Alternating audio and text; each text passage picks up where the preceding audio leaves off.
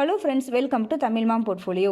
இப்போ கரண்ட்டாக 5 ஐபிஓஸ் ஓப்பனிங்கில் இருக்குது. இந்த 5 ஐபிஓஸில் லிஸ்டிங் கெயின் கிடைக்கிறதுக்கு எந்தெந்த ஐபிஓஸில் சான்சஸ் இருக்குது அப்படின்றத நம்ம இந்த வீடியோவில் பார்க்கலாம். ஸோ ஃபஸ்ட்டு பார்த்தோம் அப்படின்னா ஐஆர்இடிஏ 2150 கோடி issue size, 35% retail reservation, November 23 close ஆகுது.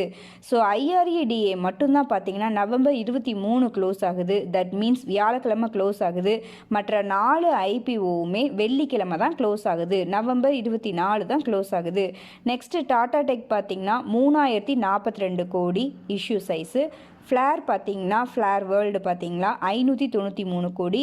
காந்தார் ஆயில் பார்த்தீங்கன்னா 500 கோடி. ஃபெட்ரல் பேங்க் ஃபைனான்ஷியல் சர்வீசஸ் பார்த்தீங்கன்னா 1092 கோடி இஷ்யூ சைஸு. ஸோ இது கீழே பார்த்தீங்கன்னா ஐபிஓ ப்ரைஸ் எல்லாமே நான் கொடுத்துருக்கேன். ஸோ லாங் டேர்முக்கு இந்த ஐபிஓஸ் எப்படி இருக்கும் அப்படின்றத நம்மளுடைய ஐபிஓ வீடியோ அனாலிசிஸை பேஸ் பண்ணி நான் இதுதான் கன்க்ளூஷனாக கொடுத்துருந்தேன். நீங்கள் இன்னும் ஐபிஓ வீடியோ அனாலிசிஸ் பார்க்கல அப்படின்னா கண்டிப்பாக பாருங்கள். அதை பார்த்தா தான் நமக்கு ஒரு ஐடியா கிடைக்கும். ஓகேங்க, நெக்ஸ்ட்டு கிரே மார்க்கெட் ப்ரீமியம் பார்க்கலாம். ஐஆர்டிஏ பார்த்தீங்கன்னா நான் ஐபிஓ வீடியோ அனாலிசிஸ் பண்ண டைமுக்கும் இப்போக்கும் கிட்டத்தட்ட டபுள் மடங்கு. அந்த டைமில் பார்த்தீங்கன்னா 10% தான் கிரே மார்க்கெட்டில் டிமாண்ட் இருந்தது. இப்போ 20% ப்ரீமியமாக இன்க்ரீஸ் ஆகிருக்கு. ஸோ ஐஆர்டிஏ பார்த்தீங்கன்னா நல்ல டிமாண்ட் இருக்குது அப்படின்ற மாதிரி எடுத்துக்கலாம். சப்ஸ்கிரிப்ஷன் ஸ்டேட்டஸும் ஓகேவாக தான் இருக்குது. மற்ற எல்லா பேராமீட்டர்ஸையும் கம்பேர் பண்ணி பார்த்து தான் ஷார்ட்டாக கிரே மார்க்கெட் ப்ரீமியம் மட்டும் நாங்கள் கொடுத்துருக்கேன். நெக்ஸ்ட்டு டாடா டெக்கும் பார்த்தீங்கன்னா நம்ம ஐபிஓ வீடியோ அனாலிசிஸ்லேயே சொன்ன மாதிரி தான் இப்போ வரைக்கும் அதே டிமாண்ட் மெயின்டைன் ஆகிட்டே தான் இருக்குது. ஸோ 70% ப்ரீமியமில் கிரே மார்க்கெட்டில் ட்ரேட் ஆகிட்டுருக்கு.